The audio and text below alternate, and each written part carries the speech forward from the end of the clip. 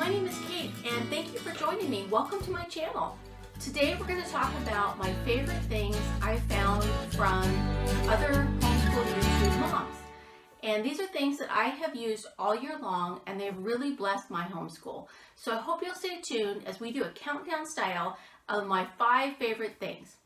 Okay, so number 5 on my list of favorite things that I have learned from other homeschool moms would be this binder system from JDA. So if you are looking for her site, it'll be linked below, and she introduced this idea of taking a white binder and putting sheets in it that the toddler, preschool, or kindergartner could review. And basically hers actually has a lot of great games and things that you can buy through her store, and I'm going to look into that for kindergarten. But I just did a basic trial run of this idea by putting together some sheets of my own of colors and numbers and sounds and things that I thought my child should know. And this has really come in handy when we have gone on days where we have to go somewhere, or there's an illness or something where preschool can kind of get put by the wayside, so you can focus on the upper grades. But I have found this is to be a really lifesaver in making sure that we do get a little bit of preschool in if I can't get all the other fun games and activities in. So I really want to thank JDA, and again, you can see her link below to her site, and we will move on to my next. Okay, so number 4 is from Nikki at a Farmhouse Full, and this is based on the way that she used her spelling power book. Now, she actually didn't do it the way that the book recommended. She had her own system of doing it, and I love it. Basically, in Monday, she would start off with a list of words from the book, and then if the child knew that word, they didn't practice it for the rest of the week.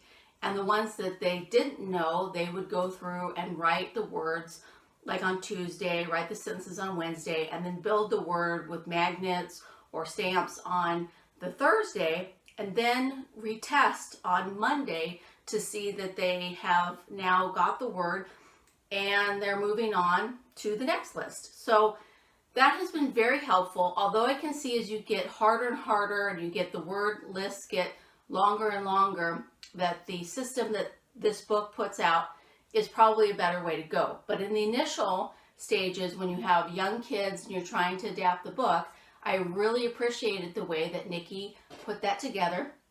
It's been a really great blessing. My child has done a lot of great spelling this year, and I just want to thank her for that information. And if you want to see a link, it's going to be below. Number 3 is from Christy Clover, and Christy Clover is all over YouTube.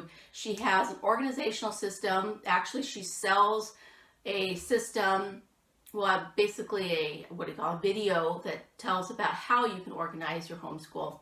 And I really agree with her that when you homeschool, you have a lot of stuff. And so we have included her crate system.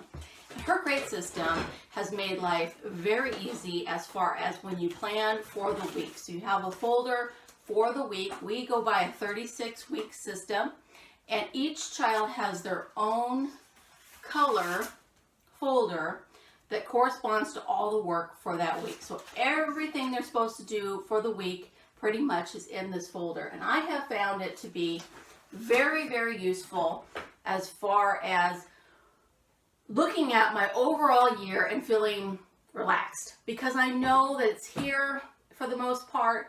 I know that I've had to tear up a few books, which was a little bit intimidating at first, but it was so helpful because my sons didn't go ahead when they weren't supposed to. And you can think, well, that's great because they went ahead, but really sometimes they were in the back of the book doodling because they didn't know how to do the work, and they had lost their assignment that they were supposed to be doing in the beginning. They were just not doing it. So it was nice to see that they can just focus on the pages that they're supposed to be doing.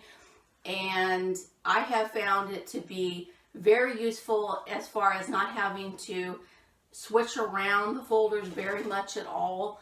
I usually use a system where on Friday it's a little light so that if we do have back work from the other days, we can do them on Friday and make up that work, and that has worked really well.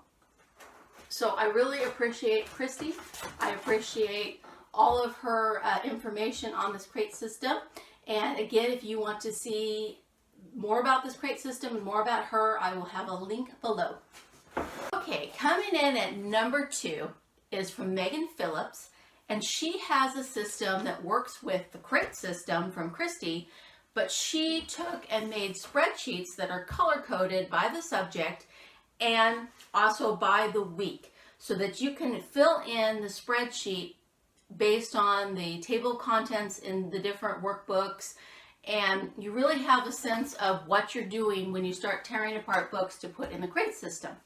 You also can use this for Megan's other little invention that she did, which was a printable checklist that she bound, and I also bound this. And what I do is every week I sit down and fill it out based on what my child's going to do in that week. And then my child will sit there and check off anything that he's done for that day, and he kind of has an idea of what needs to be done, what he's already done, and he feels a lot more calm about his homeschooling. So this has been unbelievable blessing. Thank you, Megan, for suggesting this to go along with this crate system. And if you'd like to see more from Megan, I will have a link to her site below. Okay, so my number 1 thing that I have found to be useful, that really changed my homeschooling, was from Brave Writer.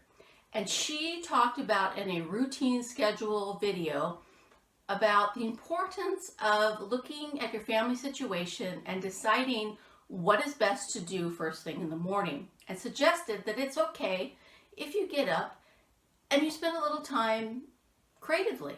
For instance, if you need to read a book or exercise or maybe even do a craft, and your children can also play before they get into their chores in their school, then that might be a better way to go to be more relaxed by the time you get to homeschooling. That there could be a longer transition time that you need. And I found that that was definitely the case. My young boys were very active, and when I would sit down right away when they got up, they didn't have as much of attention as when we let them play outside, or they were playing inside on some activity. Sometimes it was art, sometimes it was Legos, sometimes they were just running around outside. And I have found too that I will do crafts, I will do more devotion, even take a shower, kind of get into the day and ready. Now it seems to be a little lazy, but in reality it's just a blessing, because we go into the day and we are energized, ready to learn, and ready to do our chores and do the rest of our day, and we kind of end with another little free time. So it is a real blessing that Brave Writer came up with, and she did this, I guess, in her household. So I want to thank Brave Writer for that suggestion, and if you want to see her site, I will have that linked below. Okay, so thank you for sticking with me. Thank you for going through these top 5 things that I have found to be useful in my homeschool. I hope some of these ideas, especially as you watch those videos with those links below, will bless you.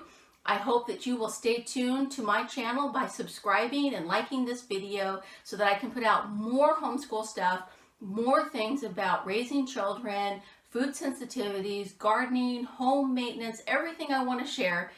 And I really appreciate you and your time. Thank you.